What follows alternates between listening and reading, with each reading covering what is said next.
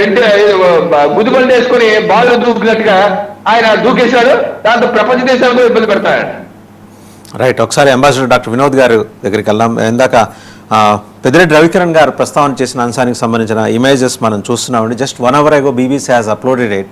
They are searching for the missing crew member, both Iran and America. చాలా F-15ని cool చేసిన తర్వాత and ఇంకో claim కూడా ఇరాన్ చేసింది, A-10 కాంబాట్ ప్లేన్ని పర్షియన్ గల్ఫ్లో కూల్ చేశాను. అంటే ఇరాన్ ప్రావెస్నెస్, టెక్నికల్ ప్రావెస్నెస్ని, టెక్నాలజికల్ ప్రావెస్నెస్ని ఎక్కడ బీలిటిల్ చేసి చూడాల్సిన అవసరం లేదు. ఇరాన్ దాదాపు 10-15 ఏళ్ళుగా దాచుకుంటూ వస్తుంది. బహుశా వాళ్ళు తిండి తింటున్నారో లేదో కానీ ఆయుధాలు మాత్రం దాచుకుంటూ వస్తున్నారు. అమెరికా కంటే లెక్కలేనితనం. వాళ్ళు అచ్చంగా ఇప్పుడు ఆయన అన్నట్టు పీట్ ఎగ్జిట్ తన వ్యాపారం నడుపుకోవడానికి, ఆయన బేసిక్గా ఆయనే వ్యాపారం చేసేవాడు, Donald Trump real estate. So అందరూ వ్యాపారస్తులను పెట్టుకున్నాడు. వాళ్ళు ఆయుధాలు అమ్ముకోవడానికి యుద్ధాలు చేస్తున్నారు. అవునా కదా సార్? వరుస గారు నిజమే. ఎందుకంటే ఇప్పుడు అమెరికన్ సైకాలజీ మనం ఒకసారి ఆలోచించినట్టయితే, ఐ రిమెంబర్ డెవిల్స్ థియరీ అని.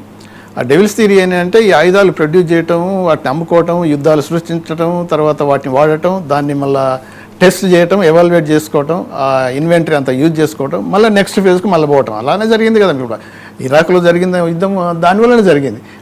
ఇది వెపన్స్ ఆఫ్ మాస్ డిస్ట్రక్షన్ అనేది అదొక ఫేక్ న్యూస్, అదొక కల్పితమైన స్టోరీ తప్ప మిగతా అన్నీ వాళ్ళు టెస్ట్ చేసుకున్నారు, ఆయుధాలన్నీ వాడారు. ఇప్పుడు చూసినట్టయితే మీరు అన్నారు కదా, 1 by 1 ఇరానియన్స్ డౌన్ చేస్తుంటే F-35 ఆర్డర్స్ స్విట్జర్లాండ్ మన యూరోపియన్ కంట్రీ వాళ్ళు క్యాన్సిల్ చేసుకున్నారు. సౌదీ కూడా రివ్యూ చేసుకోవాలి, ఆర్డర్ చేశారు.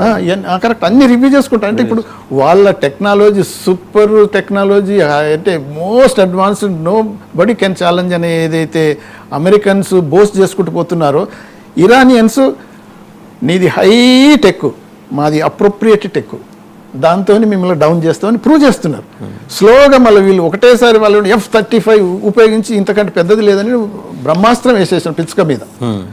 వీళ్ళు అలా కాదు, slow and steady wins the race అన్నట్టు మామూలు అంటే లెస్ పవర్ఫుల్ మిసైల్స్, డ్రోన్స్ ఇట్లా మొదలు పెట్టేసి స్లోగా వాళ్ళ పవర్ని పెంచుకొని మీరు F-35 కాదు కదా ఇంకొక 105 తీసుకురా డౌన్ చేసేస్తామనే పద్ధతులు చేశారు. అదే మీరు అన్నారు కదా, ఇప్పుడు పైలట్స్ను పట్టుకుంటే ఇరాన్ కూడా అక్కడ గవర్నర్, ప్రావిన్స్ గవర్నర్ కూడా అవార్డు అనౌన్స్ చేశాడు. అలానే అమెరికన్స్ కూడా they are searching for their own, అంటే పైలట్స్ గురించి ఇది హెలికాప్టర్లు పంపించడం, అవి ఇంకా అదర్ మీన్స్ల వల్ల ట్రై చేస్తున్నారు. వాళ్ళ ఇంటెలిజెన్స్ ఎంత అయితే ఉంటుందో అవన్నీ ప్రయత్నాలు చేస్తున్నారు. కానీ ఇప్పుడు ఇరానియన్స్ను మనం చూసిన F-35 శకలం అది కింద పడిపోయింది. ఇప్పుడు మన ఇమేజ్ ఇరాన్, సౌత్ ఇరాన్లో అది పడిపోయింది. అవును, అంటే అదే ఇప్పుడు అమెరికన్స్ ఏమంటారంటే మొన్నటిదాకా నిన్నటిదాకా కూడా అనేసింది కదా, ఏంటంటే ఏం జరగలేదు, మాకేదో టెక్నికల్ స్నాగ్ వచ్చి మేము మళ్ళీ సేఫ్గా ల్యాండ్ చేయించాం అన్నీ కొట్టేస్తుంటారు. కానీ దాన్ని ఎవరు కొట్టే ఎక్కడ తయారు చేసుకుంటారు సార్ ఈ నెరేటివ్స్ అన్ని? అంటే ముందర దానికోసం ప్రత్యేక విభాగం పనిచేస్తుందేమో నెరేటివ్ బిల్డింగ్ కోసం.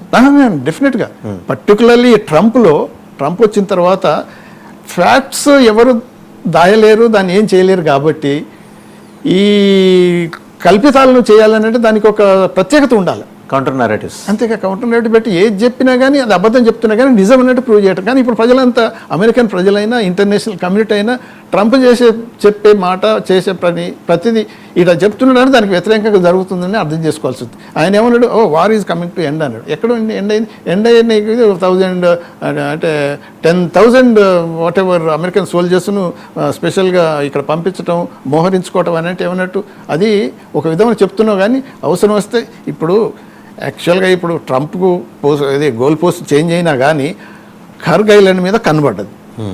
సో దాన్ని ఆక్రమించుకుంటే ఈ వనరులు అనేది చేతిలో పెట్టుకోవచ్చు. తర్వాత 90% ఆఫ్ దట్ అంటే మన ఇరాన్ ప్రొడ్యూస్ ఎనర్జీ అంటే ఆయిల్, గ్యాస్ అంతా అక్కడి నుంచి పోతుంది, అది కంట్రోల్ చేసుకోవచ్చు అనేది ఉంది. కానీ వీళ్ళు ఇరానియన్స్ ట్రంప్ మైండ్ సరిగా మంచిగా అర్థం చేసుకుంటున్నారు, వాళ్ళ సైకాలజీని. కాబట్టి మీరు ఇది చేస్తారనే వాళ్ళు కోస్టల్ ఏరియా మొత్తంలో ఈ ఏదైతే ఆర్మమెంట్స్ ఎక్కడెక్కడ పెట్టాలో పెట్టుకున్నారు. అక్కడ పోతే రండి మీరు, ఓకే మన ఏది ఇరాన్ పార్లమెంట్ స్పీకర్ అన్నాడు కదా, okay you are welcome to hell, మళ్ళీ వియత్నాం రిపీట్ అవుతుంది, అంతకంటే ఎక్కువ చేస్తాం రండి అన్నాడు. అది జరుగుతుంది. అదే ఎందుకు అని అంటే ఇది ఈ వార్లో అదే మన కల్నల్ పర్మిషన్ కూడా అన్నారు కదా, ఎందుకంటే అండర్ ఎస్టిమేట్ చేసి పిచ్చిగా ఏదైతే స్టెప్స్ చేశాడో దానివల్ల ఏమవుతుందంటే నార్మల్గా plan A, plan B, plan C అనేది అమెరికన్స్ ఎప్పుడు చేస్తుంటారు, చేయలేదు. కానీ ఇరానియన్స్ అలా చేశారు. ఈవెన్ ఫస్ట్ లీడర్షిప్ కనుక డీక్యాపిటేట్ అయితే సెకండ్ రంగ్ ఎలా, థర్డ్ ఎలా. ఇప్పుడు ఏమవుతుందంటే ట్రంప్ ఏమన్నా వాళ్ళు అంత హార్డ్ లైనర్స్. కాంట్రాస్ట్ చూసారా సార్, ఇరాన్ లీడర్షిప్ ని 1 by 1 కొట్టుకుంటూ వస్తే నెక్స్ట్ లీడర్షిప్ ఎమర్జ్ అవుతోంది, వాళ్ళు గట్టిగా అది రిటాలియేషన్ చేస్తున్నారు. వేరేస్ అమెరికాలో నువ్వు నమ్మిన ట్రస్టెడ్ లెఫ్టినెంట్స్ తీసి పక్కన పడేస్తున్నారు. అదే కదా, అది రాను రాను ఎక్కడవుతుందంటే వాళ్ళు వీక్ అయిపోతున్నారు, వీళ్ళు స్ట్రాంగ్ అయిపోతున్నారు. మినిమం ఇప్పుడు అంత అంటే ఎలా వాళ్ళ సైకి ఎలా పనిచేస్తుందో, నువ్వు first leadership Ali Khamenei Kanchi వాళ్ళు సీజన్డ్ పర్సన్స్ వచ్చినారు, కొంత రీజనబుల్గా ఉంటారు, వాళ్ళందరినీ ఎలిమినేట్ చేసావు, డీక్యాపిటేట్ చేసావు. నువ్వేమనుకున్నావు అంటే ముసాద్ ఏమన్నది, సిఐ వాళ్ళు ఏమన్నారంటే మొత్తం గ్రౌండ్ అంతా ప్రిపేర్ అయింది, ఇరాన్లో ఏం లేదు, మనం కనుక ఈ లీడర్షిప్ని డీక్యాపిటేట్ చేస్తే రివల్యూషన్ వచ్చేస్తుంది, రివోల్ట్ వచ్చేస్తుంది, ప్రజలు మొత్తం చేంజ్ చేసేస్తారు. రెవల్యూషన్ వచ్చింది అమెరికాకు వ్యతిరేకంగా. కరెక్టే. ఇప్పుడు అందుకని మొన్న వాళ్ళ ట్రంప్ నీస్ అంటుంది రిజిమ్ చేంజ్ అనే ట్రంప్ ఇరాన్ మీద అంటున్నాడు. కానీ ఆల్రెడీ రిజిమ్ చేంజ్ గురించి ఇక్కడ అమెరికాలో ఏర్పాట్లు తయారవుతున్నాయి, కానీ ట్రంప్ గమనించలేకపోతున్నాడు. అదైతే కరెక్టే. అలా జరగకపోతే ఇప్పుడు ఎలా ఇది అమెరికన్ పబ్లిక్, తర్వాత పర్టికులర్గా వాళ్ళ ఓన్ పార్టీ నవంబర్లో వచ్చే మిడ్ టర్మ్ ఎలక్షన్స్లో రిపబ్లికన్స్ వాళ్ళు పోటీ చేసే అభ్యర్థులకైతే ఇప్పుడు నిద్ర లేవు. ట్రంప్ ఒకప్పుడు అసెట్గా ఆయన చెప్తే మనకు ఉంటుంది అంటే ఇప్పుడు లయబిలిటీ అయిపోయినట్టు ఉంటుంది. అయితే ఇప్పుడు ఇరాన్ ఏదైతే స్టేట్ ఆఫ్ హార్ముజ్ను కంట్రోల్ చేసుకోవాలి. దాని తర్వాత ఇప్పుడు ట్రంప్ అంతా బిజినెస్ మనిషి, ఆయనకి ఇంకా ఏది, ఆయన పొలిటీషియన్, సీజన్డ్ పొలిటీషియన్ కాదు, స్టేట్స్మెన్ కాదు, బిజినెస్ పైసా. ఈవెన్ ఇప్పుడు స్టేట్ ఆఫ్ హార్ముజ్ను ఫ్రీగా ఓపెన్ చేయాలనేది మిగతా కంట్రీస్ నిన్న మన యూకే వర్చువల్ మీటింగ్ 40 కంట్రీస్ అంతా ఎవ్రీబడి సేస్ ఎస్. ఇరానియన్స్ కూడా ఇప్పుడు అంటున్నది ఏంటంటే మేము స్టేట్ ఆఫ్ హార్ముజ్ క్లోజ్ చేయము, కానీ మా శత్రువులు ఎవరైతే ఉన్నారో వాళ్ళ అలీడ్స్ ఎవరైతే ఉన్నారో వాళ్ళకి మాత్రం మేము రిస్ట్రిక్ట్ చేస్తాం, అలో చేయం. Yes, they are at war, they are justified. కాకపోతే మిగతా వాళ్ళందరికీ క్లోజ్ చేయటం అనేది కరెక్ట్ కాదు. కానీ ట్రంప్ ఉద్దేశం ఏంటంటే ఇప్పుడు ఇరాన్ ఏది 2 మిలియన్ ఏదో ఛార్జ్ చేద్దాం అని ఏదో పార్లమెంట్లో ఏదో డిస్కస్ రిజల్యూషన్ తీసుకొస్తున్నారు. ట్రంప్ ఐడియా ఏంటంటే ఓకే నేను వస్తాను, కరుగా ఆక్రమించుకుంటాను, తర్వాత ఇద్దరం కలిసి పని చేసుకుంటా, 2 మిలియన్ ఏంది 4 మిలియన్ చేసేద్దాం, నువ్వు 2 తీసుకొని కలిసి బిజినెస్ చేద్దాం. బిజినెస్ ఇదంతా ఆ బిజినెస్ పాయింట్ ఆఫ్ వ్యూలో పోతున్నాడు తప్ప వరల్డ్ ఓవర్ ఎంత ప్రాబ్లమ్స్ క్రియేట్ చేశాడు, ఎన్ని అవసరం అనేది అంటే ప్రతి ఒక్కళ్ళకు నోవే కనెక్టెడ్ విత్ వార్. కానీ ఇప్పుడు ఇంకోటి ఏంటంటే గల్ఫ్ దేశాలు ఏమనుకున్నాయంటే Dubai heaven on earth, they can prosper, ఎంతైనా చేసుకోవచ్చు. అయితే ఇప్పుడు దుబాయ్ లాంటి అంటే జీసీసీ కంట్రీస్, గల్ఫ్ కంట్రీస్ అన్నీ ఒకప్పుడు అమెరికన్ అంబ్రిల్లా మనలో 100% ప్రొటెక్ట్ చేస్తుంది, మనకు ఏ మాత్రం ప్రాబ్లం లేదు, వీ కెన్ ప్రాస్పర్, డెవలప్, అది ఇది అనుకున్నారు. ఇప్పుడు అమెరికన్ అసెట్స్ కాదు, అక్కడ అమెరికా ప్రజెన్సే ప్రాబ్లమాటిక్గా తయారైంది అనేది వాళ్ళు ఇప్పుడు గమనిస్తున్నారు. రైట్, ఒకసారి కల్నల్ పరమేశ్వర్ గారు దగ్గర. కల్నల్ పరమేశ్వర్ గారు, లేటెస్ట్ ఇన్పుట్ ఏంటంటే reports from Iran suggest an American helicopter was damaged by Iranian air defences during the search for the downed American pilot. Correct. ఏది అంటే సోయి కోసం వెళ్తే ఇంకోటి ఏదో బయటపడినట్టు, వాళ్ళ పైలట్ కోసం ఎదుగుతుంటే పడిపోయిన హెలికాప్టర్ కనిపించింది వాళ్ళకి.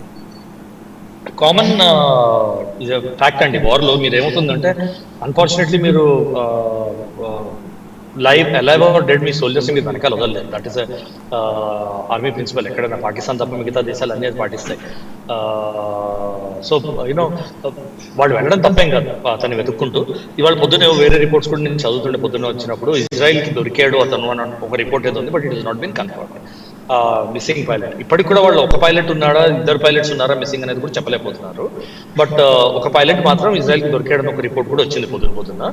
బట్ ఆ హెలికాప్టర్ వచ్చింది అనేది కూడా చదివాను నేను ఆ news. So as of now 8 to 9 major air crafts losses అయ్యాయి. మూడు డిస్ట్రాయ్ అయ్యాయి, 4 డ్యామేజ్ అయ్యాయి, ప్లస్ ఒకటి ఇన్ఫాక్ట్ 5 డ్యామేజ్ అయ్యాయి. So total 8 or 9 air crafts already they have lost, which means each of the aircraft runs into multi-millions. అంటే air force losses మీకు billions లో ఉన్నాయి.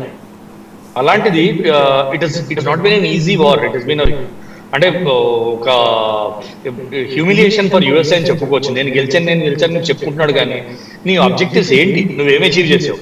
ఒక జోకుడు తిరుగుతుంది ఇంటర్నెట్ లో, యుద్ధం ముందర స్టేట్ ఆఫ్ హార్మోస్ ఓపెన్ ఉంది, తర్వాత ఇప్పుడేమో క్లోజ్ ఉంది, నువ్వేమే అచీవ్ చేసావు అని అడుగుతున్నారు ఇప్పుడు ప్రపంచాన్ని. So and state of Hormuz is not open. అంటే ఇరాన్ అన్నట్టు మా మిత్ర దేశాలకు ఓపెన్ ఉంది. ఐ థింక్ వినోద్ గారు కూడా కవర్ చేశారు అది. ఇట్ ఈస్ ఓపెన్ ఫర్ మా మిత్ర దేశాలకు ఓపెన్ ఉంది, శత్రు దేశాలకు మాత్రం మేము వదలము. ఇప్పుడు ఏమంటున్నారు, $2 million అంటే ఆల్మోస్ట్ 20 కోట్లు పర్ షిప్ మేము ఇంపోజ్ చేస్తామంటున్నారు. సో 20 కోట్లు మీరు చమురు మీద మీరు వెళ్తున్న చమురు మీద ఇంపోజ్ చేశారంటే అది ఎక్కడికి వెళ్తుంది? అది పాస్ ఆన్ అవుతుంది మార్కెట్కి పాస్ ఆన్ అయింది అంటే ఏమవుతుంది? ఇన్ఫ్లేషన్ హిట్ అవుతుంది. So Iran will make money but international markets will get it. So ఏం చేసావు నువ్వు మొత్తం మీద, ఏమి అచీవ్ చేసావంటే 0. That is 1. సెకండ్ ఏంటి, మీరు as you keep going deeper into the war, put on ground వెయ్యకుండా నువ్వు వార్ చేసావంటే మాత్రం నీవు because of navy, because of air force నీకు వచ్చిన ఫుట్ హోల్డ్ కూడా లూజన్ అవుతూ పోతుంది. And that is what causes. Strategically ఏమవుతుంది, the more you send air force ఇలాంటి లాసెస్ అవుతుంటాయి. అడపదడపై మీకు ఒక ఎయిర్ క్రాఫ్ట్ పడుతుంది, దానికోసం నిన్న మీరు ఆ ఇమేజెస్ కూడా ఐ థింక్ మీరు కూడా ఇప్పుడే ప్లే చేశారు. ఒక C-135 ఎయిర్ క్రాఫ్ట్ 2 హెలికాప్టర్స్ వెతుకుతుంటే దానికోసం. సో పంపించాలి మీరు, తప్పదు. మీ మిస్సింగ్ సోల్జర్స్ కోసం మీరు పంపించాలి. You can't desert your missing soldiers. లేకపోతే అది మీ ఆర్మ్ ఫోర్సెస్ అదో మీరు I think you're playing it on screen. So మీ ఆర్మ్ ఫోర్సెస్ హిట్ అయ్యాయంటే, లేకపోతే వాళ్ళని వదిలేసామంటే that hit the morale more. Internal mutiny start అవుతుంది. నువ్వు మా బతుకున్న సోల్జర్స్ నువ్వు పట్టుకుని రావట్లేదని. సో ఇవన్నీ కాస్ట్ ఆఫ్ వార్, ఇవి కాస్ట్ ఆఫ్ డూయింగ్ బిజినెస్ అన్నట్టు కాస్ట్ ఆఫ్ డూయింగ్ వార్, ఇవి cost of waging a war, ఇవన్నీ అవుతాయి మీకు. సో ఒక లెవెల్ దాకే మీరు ఎయిర్ ఫోర్స్ డామినెన్స్ తీసుకురావచ్చు. దాని తర్వాత మీరు ఫీట్ ఆన్ గ్రౌండ్ వెయ్యలేకపోతే మాత్రం రోజులు లేట్ చేసిన కొద్దీ మీ యుద్ధం మీద మీ గ్రిప్ లూజ్ అవుతూ పోతుంది. All international wars have taught you this. అవి మీరు నేర్చుకోకుండా ఇంకా ఎయిర్ ఫోర్సే వాడతాను, ఇంకా నేవీనే వాడతానంటే నీకేం లేదు అక్కడ ఎయిర్ ఫోర్స్ నేవీ చేసేది. ఎయిర్ ఫోర్స్ వెళ్ళి గ్రౌండ్ మీద క్యాప్చర్ చేసుకోలేదు కదా, నేవీ వెళ్ళి గ్రౌండ్ మీద క్యాప్చర్ చేసుకోలేదు కదా. దానికి you have to put boots on ground. Boots on ground పెట్టకపోతే మాత్రం నీకు వచ్చేది నష్టాలు మాత్రమే. సో బూట్స్ ఆన్ గ్రౌండ్ పెట్టాలంటే ఏం చేయాలి? నువ్వు ఫస్ట్ ఆ కర్గ్ ఐలాండ్ గ్రూప్ మీద మీరు కంట్రోల్ చేసుకోవాలి. ఇరాన్ లో కంట్రోల్ తీసుకుని నీకు ఒరిగేదేం లేదు. 90% of Iran's oil wealth is in Kharg. మీరు ఇరాన్ని పట్టుకుని చేసేదేం లేదు. వాడు ఓకే నువ్వు పట్టుకో ఇరాన్ని, మేము అక్కడ కర్గ్ని పట్టుకుని కూర్చుంటాం అంటాడు. ఏం చేస్తారు మీరు?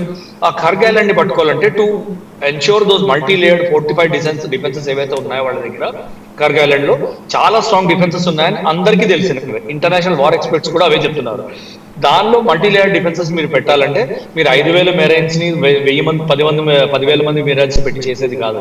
ఆల్మోస్ట్ 40,000-50,000 ట్రూప్స్ పంపించాలి. 40,000-50,000 ట్రూప్స్ కనీసం పంపిస్తే దాని తర్వాత ఏమవుతుంది? మీరు సీ నుంచి లేకపోతే ఎయిర్ నుంచి ల్యాండ్ అవ్వాలి. సీ నుంచి కానీ ల్యాండ్ లేకపోతే ఎయిర్ నుంచి ల్యాండ్ అయినప్పుడు మీకు 1:10 రేషియోలో కానీ ఉండకపోతే మీరు పాత యుద్ధాల నుంచి చూసారు, వెళ్ళే ఫస్ట్ సెకండ్ లైన్స్ ఈజీగా టార్గెట్ అయిపోతాయి. Because the enemy sitting in defence for you, wait చేస్తున్నాడు వాడు, నువ్వు ల్యాండ్ అయితే నేను కొడదామని. సో మీకు ఫస్ట్ సెకండ్ లైన్ లో పిచ్చిగా క్యాజువాలిటీస్ అవుతాయి. ఆ క్యాజువాలిటీ అయ్యాక మెల్లమెల్లంగా థర్డ్ లైన్ నుంచి మీరు మెల్లగా ఒకవేళ నిజంగానే డామినెన్స్ ఉంటే మీరు డామినేట్ చేయడం మొదలెట్టచ్చు. ఆ ఫస్ట్ సెకండ్ లైన్ లో మీరు బాడీ బ్యాగ్స్ కోసం రెడీగా ఉన్నారా? లేడు, ఆయన క్లియర్ గా తయారయ్యలేడు. నిన్ననే వాళ్ళ యుఎస్ మీడియా అన్ని channels including pro Republican media channels కూడా వచ్చిన దీనిలో యాక్సెప్టెన్స్ రేటింగ్స్ లో Trump rejection ratings are at an average of 61%. Rejection rating at an average of 61%, including pro Trump media. అంత ఘోరంగా ఉంది ఆయన యాక్సెప్టెన్స్. జస్ట్ 1 వీక్ బ్యాక్ వాళ్ళు CNN తో జరిగిన పోల్లో చూపించారు, రిపబ్లికన్ ఓటర్స్ లో 100% రేటింగ్ ఉంది, 100% రేటింగ్ ఉందని. కానీ ఇప్పుడు లేదు, అది ఆ యాక్సెప్టెన్స్ లేదు. Even Americans are getting sick and tired of Trump. Americans are also getting sick and tired of Hegseth. So ఏం చేస్తున్నాడు, ఎటు వెళ్తున్నాడు? వ్యూహాత్మక రచన. మీరు ఏ యుద్ధంలోకి వెళ్ళినా కూడా, ఎటువంటి యుద్ధంలోకి వెళ్ళినా కూడా plan A, plan B, plan C, ప్రతి ఆర్మీ, ప్రతి డిఫెన్స్ ఫోర్స్ 3-4 ప్లాన్లు పెట్టుకుని వెళ్తుంది ప్రతి చోటకి. అంటే there is a war and there are battles inside. Each battle కి మీకు డిఫరెంట్ ప్లాన్స్ ఉంటాయి. అంటే ప్రతి బ్యాటిల్ మనం గెలుస్తామని యాంటిసిపేట్ చేసుకుంటూ వెళ్ళము. ఈ బ్యాటిల్లో మనకి ఎదురు దెబ్బ తగలచ్చు. ఎదురు దెబ్బ తగిలే ఛాన్స్ ఎంత ఉంది? ఎదురు దెబ్బ తగిలే ఛాన్స్ ఎక్కువ ఉంటే యూ మేక్ మోర్ ప్లాన్స్. దానిలో ప్లాన్ బి ఏంటి, ప్లాన్ సి ఏంటి, ప్లాన్ డి ఏంటి అని కూడా పెట్టుకుంటాం మనం. గెలిచే ఛాన్స్ ఉంటే అట్లీస్ట్ 2-3 ప్లాన్స్ పెట్టుకుంటాము. అట్లా ఉంటాయి వార్ స్ట్రాటజీస్. ఎప్పుడు ప్లాన్ ఏ ఒకటి, ప్లాన్ బి ఒకటి అని పెట్టుకుని గుడ్డిగా వెళ్ళిపోమండి యుద్ధంలోకి. అట్లా వెళ్ళిపోతే మాత్రం ఎదురు దెబ్బలు తగిలిన మీరు ప్రపంచంలో ఎక్కడైనా చూడొచ్చు. హిట్లర్ యుద్ధం ఎందుకు ఓడిపోయాడు రష్యాతోటి? బికాజ్ రష్యాలో ఆయనకి ప్లాన్ బి లేకుండా ఓడిపోయాడు. ఇప్పుడు మీకు రష్యా యుక్రెయిన్ వార్ లో కూడా అదే తెలుస్తుంది. రష్యా తెలిసి కూడా కాలు పెట్టింది దానిలో. నేటో ఫోర్సెస్ సస్టైన్ చేస్తారని తెలిసి కూడా ప్లాన్ చేసింది. ఇప్పుడు ఏంటి, పర్ ఫోర్స్ ఆయన కొంచెం వెనక్కి తగ్గి ఇప్పుడు ప్లాన్స్ చేసుకుని ఇప్పుడు సస్టైన్ అవుతున్నాడు. ఆయన పుటిన్ నేర్చుకున్నాడు లెసన్. ఆయన ఆ లెసన్ ట్రంప్ నేర్చుకోకపోతే ఇది రష్యా యుక్రెయిన్ యుద్ధం ఎక్స్టెండ్ అయినట్టు కూడా ఎక్స్టెండ్ అయ్యే ఛాన్సెస్ చాలా హైగా ఉన్నాయి. దాన్ని మనం రూల్ అవుట్ చేయలేమండి. రైట్. పెద్దిరెడ్డి రవికిరణ్ గారు ఇంకొక బాంబు పేల్చాడు, ఫార్మా బాంబు.